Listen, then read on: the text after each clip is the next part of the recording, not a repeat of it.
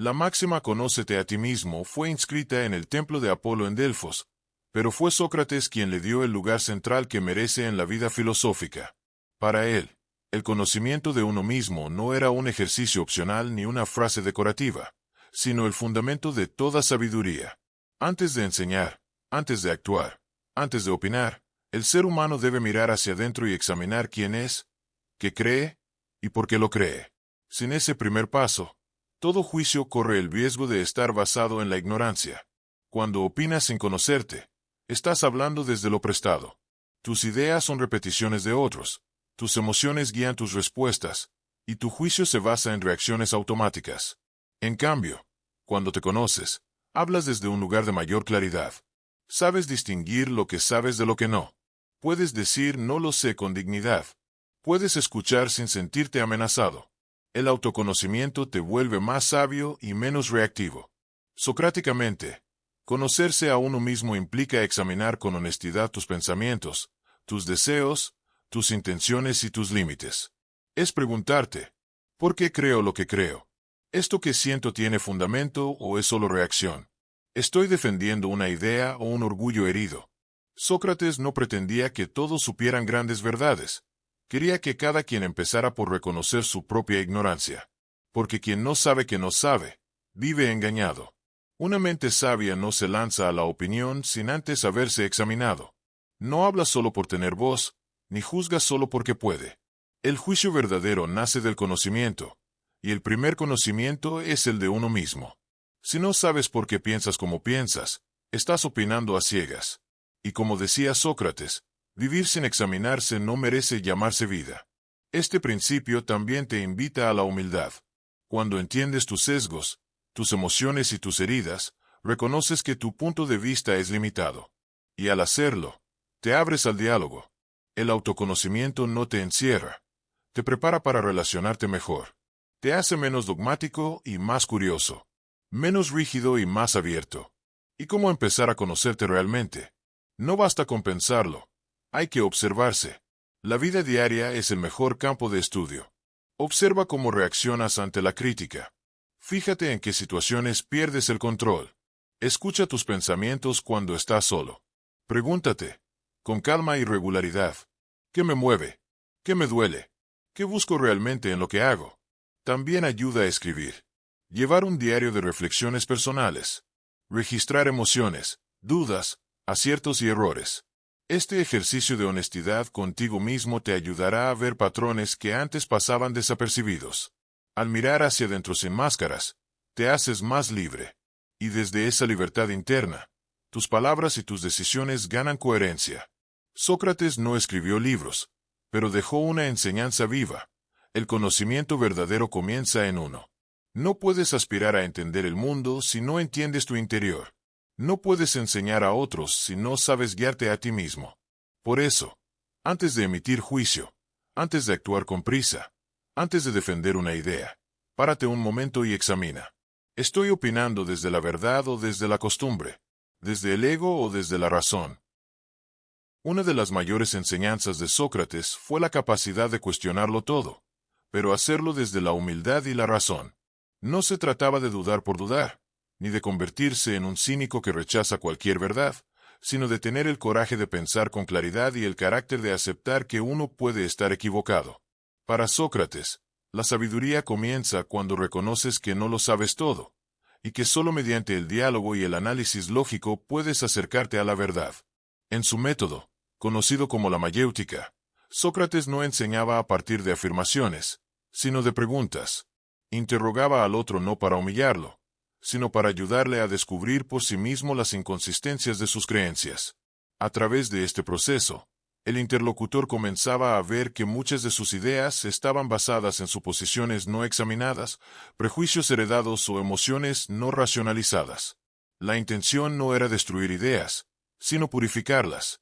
Cuestionar con humildad implica entender que tus ideas, por más firmemente que las sostengas, pueden estar equivocadas. Nadie es inmune al error, y aferrarse ciegamente a una creencia es señal de inseguridad, no de sabiduría. La humildad intelectual te permite decir, no lo sé, pero quiero entender. Esa actitud abre la mente y la hace más receptiva a nuevas perspectivas, sin volverse crédula ni pasiva. Por otro lado, cuestionar con lógica significa usar la razón como guía. Es buscar la coherencia interna de las ideas, examinar sus fundamentos, detectar contradicciones y contrastarlas con la experiencia y la realidad. No basta con que algo suene bien o lo diga alguien con autoridad.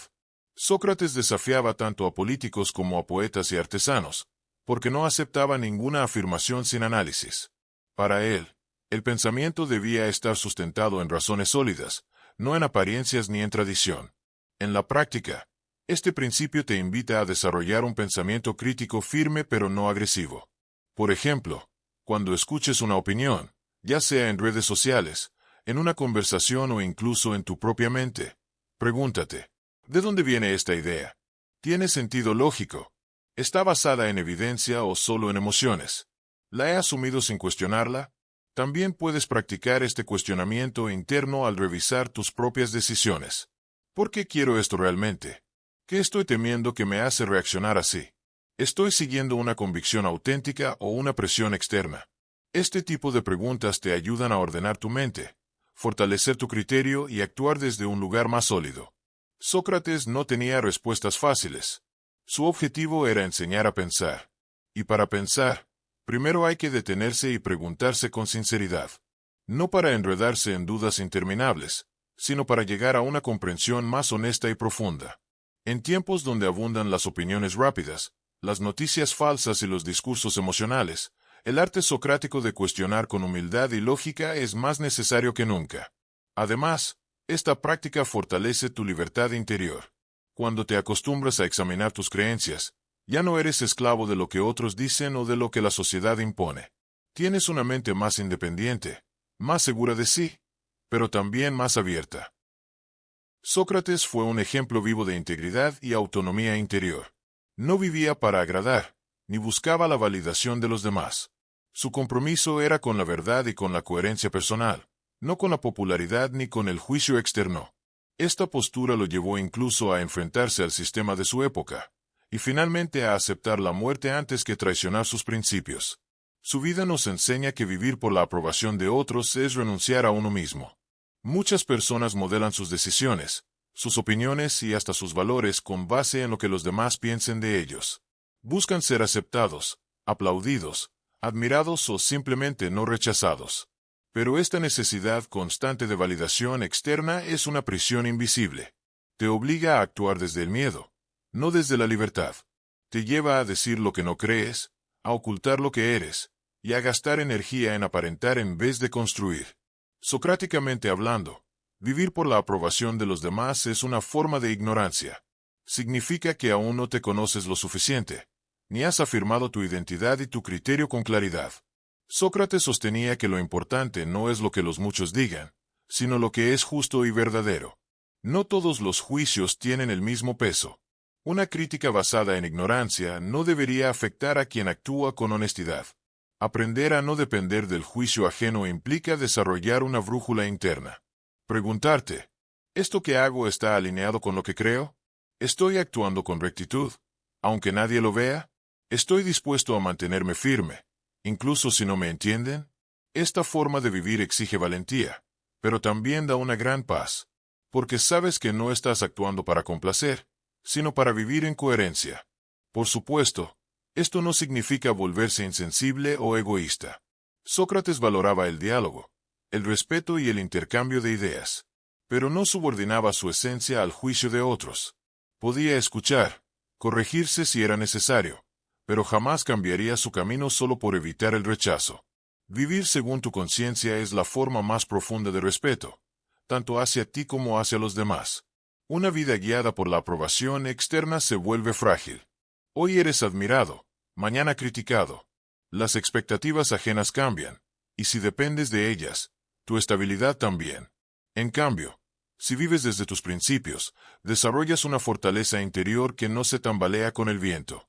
Esa fuerza no es arrogancia, sino madurez espiritual. En la práctica, puedes comenzar por observar cuánto influyen las opiniones externas en tu día a día. ¿Te detienes de hacer algo por miedo al que dirán? ¿Cambias tu forma de hablar según quien te escuche? Buscas likes o reconocimiento como forma de validarte. Detectar estos patrones es el primer paso para liberarte de ellos. Después, comienza a actuar desde tu autenticidad. Habla con sinceridad, aunque tu voz tiemble. Defiende tus ideas con respeto, pero con firmeza. No escondas tus errores, ni maquilles tus intenciones. La autenticidad es más poderosa que cualquier aprobación. Y como enseñó Sócrates, es mejor ser justo y rechazado que aplaudido en la mentira. Sócrates fue un firme defensor de la idea de que el bien debe ser elegido siempre, incluso cuando hacerlo sea difícil, incómodo o impopular. Para él, actuar correctamente no era una opción circunstancial, sino una obligación moral profunda. La verdadera sabiduría, sostenía, no consiste en saber muchas cosas, sino en reconocer lo que es justo y actuar en consecuencia, sin permitir que el miedo, la presión social o el interés personal desvíen ese camino. Este principio está en el corazón de la filosofía socrática. El bien es absoluto, no relativo. Aunque el entorno cambie, aunque la mayoría piense distinto, aunque implique sacrificio, el deber del sabio es elegir lo correcto. Sócrates no solo lo enseñaba con palabras, sino con el ejemplo. Rechazó escapar de su condena, a pesar de que podía salvar su vida. Prefirió la muerte antes que violar sus principios. Su mensaje fue claro. Más vale sufrir la injusticia que cometerla. En la vida cotidiana, elegir el bien puede presentarse en decisiones pequeñas o grandes, decir la verdad cuando es incómoda, no ceder a la corrupción aunque todos lo hagan, mantener la palabra aunque se vuelva difícil, actuar con justicia aunque nadie lo reconozca. No siempre hay aplausos ni recompensas inmediatas. A menudo hay incomprensión, pérdida o conflicto. Pero Sócrates nos recuerda que lo más valioso no es el resultado externo, sino la fidelidad interna. Elegir el bien aunque sea difícil implica tener el coraje de ser íntegro. Significa que tu ética no depende de las circunstancias, sino que se mantiene firme incluso bajo presión.